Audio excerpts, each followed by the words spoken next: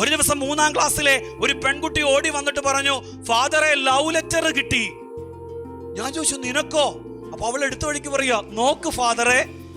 ഞാനത് തുറന്നു നോക്കി. അതിനകത്ത് എഴുതിയിരിക്കുന്നത് എങ്ങനെയാണെന്നറിയോ? ഐ ലവ് യു ഡി കിസ്. അടുത്ത ഡയലോഗ്, നിനക്കെന്നോട് ഇഷ്ടമുണ്ടെങ്കിൽ മറുപടി പ്രണവിന്റെ കയ്യിൽ കൊടുക്കണം. അടുത്ത സെന്റൻസ് ആണ് അതിനേക്കാളും ക്ലാസിക് സാധനം. അത് എഴുതി വെച്ചേക്കണം എങ്ങനെയാണെന്നറിയോ? നിനക്കെന്നോട് ഇഷ്ടമുണ്ടെങ്കിൽ താഴെ കാണുന്ന യെസ് ഓർ നോയിൽ ടിക്കിടണം.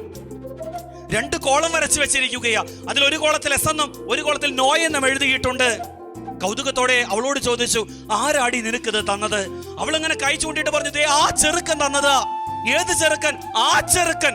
ആരാന്ന് മനസ്സിലാകുന്നില്ല. അപ്പൊ അവൾ എടുത്ത വഴിക്ക് പറഞ്ഞു, ഫാദറെ ഞാൻ പോയി വിളിച്ചോണ്ട് വരാട്ടോ. പിന്നെ അവൾ ഒറ്റ ഓട്ടോ ഓടി. ഞാനിങ്ങനെ കാത്തു നിൽക്കുകയാ ആ മിടുക്കനെ ഒന്ന് കാണാൻ വേണ്ടി. ഒരു 5 മിനിറ്റ് കഴിയുന്നതിന് മുമ്പ് ഇന്ത്യൻ പട്ടാളത്തിന്റെ കയ്യിൽ ഒരു പാകിസ്ഥാൻ തീവ്രവാദിയെ കിട്ടിയ എങ്ങനെ കൊണ്ടുവരുവോ അങ്ങനെ 3-ാം ക്ലാസ്സിലെ കാക്കിരി പീക്കിരി ആൺപിള്ളേരും പെൺപിള്ളേരും ചേർന്നിട്ട് ഒരു ചെറുക്കനെ ഉന്തി തള്ളിക്കൊണ്ടുവന്നു. ഇത്രയും പൊക്കമുള്ള സുന്ദരനും സുമുഖനുമായ ഒരു യുവാവ് 5-ാം ക്ലാസ്സുകാരനാ. ഞാൻ ചോദിച്ചു, എടാ നീ ആണോടാ ഇത് എഴുതിയേ? എടുത്ത വഴിക്ക് അവൻ പറഞ്ഞു, യെസ് ഫാദർ ഐ ഡു. ഞാൻ പൂശിയതാ. ഞാൻ ചോദിച്ചോടാ, നീ തന്നെയാണോടാ ഇത് എഴുതിയേ? അവനെ ചോദ്യമേ ഇഷ്ടപ്പെട്ടില്ല. അവൻ ചോദിക്കുക, father what doubt I alone.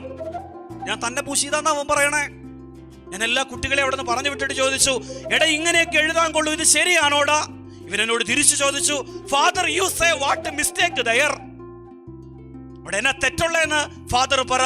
ഞാൻ വീണ്ടും ചോദിച്ചു, എടാ നിനക്ക് എത്ര വയസ്സ് പ്രായമായടാ? അവൻ അഭിമാനത്തോടെ പറഞ്ഞു, father I am 10 years old. 10 വയസ്സ് പൂർത്തിയായ യുവാവാണ്. അതിനുശേഷം എന്റെ സ്വരം ഒന്ന് മാറ്റിയപ്പോ ഇവൻ പയ്യൊന്ന് ഒരു അസ്വസ്ഥനായിട്ട് അവൻ ചോദിച്ചു, ഫാദർ എന്തിനാ എന്നെ നോക്കി പേടിപ്പിക്കണത്? ഞാൻ ചോദിച്ചു, നീ പോക്കിരിത്തരം കാണിച്ചിട്ട് പിന്നെ നിന്നോട് ഞാൻ എന്നാടാ പറയണ്ടേ? അവൻ എന്നോട് തിരിച്ചു ചോദിച്ചു, ഫാദർ എന്നെ ഇങ്ങനെ നോക്കി പേടിപ്പിക്കരുത്. ഫാദർ എന്തിനാ എന്നെ നോക്കി പേടിപ്പിക്കണേ? വീട്ടില് TV കാണുമ്പോ എന്തോ ഒരു ചേച്ചിമാരും ചേട്ടായിമാരും കയ്യെ പിടിച്ചുകൊണ്ട് നടക്കണേ, എന്തോ ഒരു പേര് അങ്ങോട്ടും ഇങ്ങോട്ടും ഒക്കെ കിസ് കൊടുക്കണേ, പപ്പയും മമ്മയും ഇതൊക്കെ കണ്ടിട്ട് ചിരിച്ചോണ്ടാലിരിക്കണേ. പിന്നെ ഫാദർ എന്തിനാ എന്നെ നോക്കി പേടിപ്പിക്കണേ? പ്രിയപ്പെട്ടവരെ, കഥയുടെ സംഭവത്തിന് തുടക്കം നല്ലതായിരുന്നു. പക്ഷെ ക്ലൈമാക്സിൽ ആ കൊച്ചു പറഞ്ഞ വാക്കൊന്നും മറക്കാതിരിക്കണം കേട്ടോ. ആ കൊച്ചു പറയുക, പപ്പയും മമ്മിയും ചിരിച്ചോണ്ടായിരിക്കണേ, പിന്നെ ഫാദർ എന്തിനാ എന്നെ നോക്കി പേടിപ്പിക്കണേ? പ്രിയപ്പെട്ടവരെ, നമ്മുടെയൊക്കെ വീടുകളിൽ നിന്ന് മൂല്യം ഇങ്ങനെ ചോർന്നു പോയിക്കൊണ്ടിരിക്കുകയാ. ഒരു ബെല്ലും ബ്രേക്കും ഇല്ലാതെ നമ്മുടെയൊക്കെ മക്കളുടെ കൈകളിലൂടെ നമ്മൾ പോലും ആഗ്രഹിക്കാത്ത പലതും വന്നു വീഴുമ്പോ അതൊക്കെ കണ്ട് വളരെ കൂളായിട്ട് ഒരു കുഴപ്പമില്ല എന്ന് ചിന്തിക്കുന്ന മാതാപിതാക്കളുടെ സാന്നിധ്യം നമ്മുടെ കുടുംബത്തിൽ ദൈവത്തിന് കാവൽ നിൽക്കേണ്ട അപ്പനെയും അമ്മയെയും ഏതൊക്കെയോ നിസ്സംഗതയിൽ ഉറക്കുന്നുണ്ട് എന്ന സത്യം ഇനിയെങ്കിലും നമ്മളൊന്ന് തിരിച്ചറിയണം. നമ്മൾ പണ്ട് കുറെ വർഷങ്ങൾക്ക് പുറകോട്ട് പൊക്കെ ഇവിടെ അപ്പച്ചമാരും അമ്മച്ചിമാരും നമ്മുടെയൊക്കെ ചെറുപ്പത്തിലേക്ക് ഒരു 5-10 വർഷം മുമ്പ് നമ്മുടെയൊക്കെ വീടുകളിൽ ഒരു ടെലിവിഷൻ ഉണ്ട് കാണാൻ വേണ്ടിയിട്ട്. അത് കാണാനായിട്ട് നമ്മൾ ഇരിക്കുമ്പോ കാണാനായിട്ട് 1-2 ചാനലുകളുടെ ഒരു ദൂരദർശനം അതും ഇതും ഒക്കെ. അവിടെ കാണാൻ ഇഷ്ടമുള്ളതോ ഒരു ചിത്രഗീതമാകാം, ഒരുപക്ഷെ ഒരു ജംഗിൾ ബുക്ക് ആകാം, അല്ലെങ്കിൽ ഒരു സിനിമയാകാം.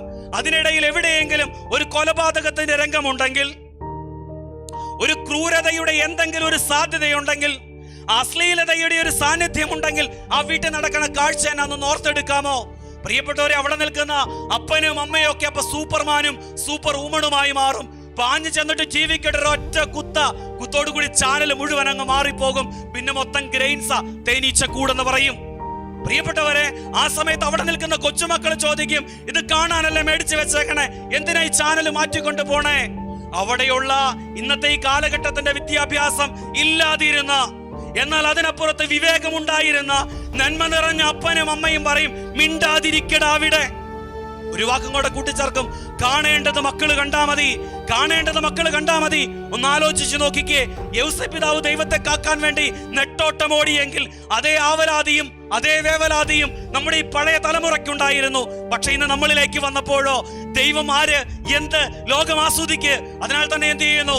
നമ്മൾ എവിടെയൊക്കെയോ നിസ്സംഗതയുടെ വഴികളിൽ ഉറങ്ങിപ്പോകുന്നു എന്ന സത്യം ഇന്ന് തിരുനാൾ നമ്മെ ഓർമ്മിപ്പിക്കുന്നുണ്ട്. അതിനാൽ തന്നെ കുറച്ചുകൂടി ജാഗ്രതയോടെ എൻ്റെ പെരക്കകത്ത് എൻ്റെ അപ്പനും അമ്മയും ഞാനും എൻ്റെ മക്കളുമൊക്കെ ഒരുമിച്ച് ജീവിക്കുമ്പോൾ ആ പെരക്കകത്തേക്ക് തിന്മയുടെ ശക്തി കടന്നു വരാതിരിക്കാൻ വേണ്ടി, നന്മയുടെ മൂല്യങ്ങൾ ചോർന്നു പോകാതിരിക്കാൻ വേണ്ടി കാവലിരിക്കാനായി വിശുദ്ധ യൗസേപ്പിനെ പോലെ പറ്റുമോ?